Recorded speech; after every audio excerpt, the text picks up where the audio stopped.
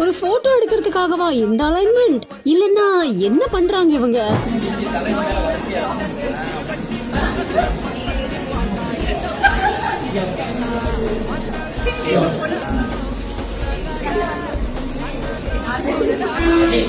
லைனா உட்கார வச்ச போட்டோகிராஃபர் என்ன பண்ண சொல்ல போறாரு? ஒரே குழப்பமா இருக்குல்ல.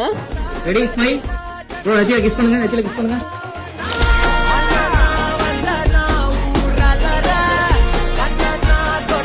ஆஹா, இந்த ட்விஸ்ட் யாருமே எதிர்பார்க்கலையே.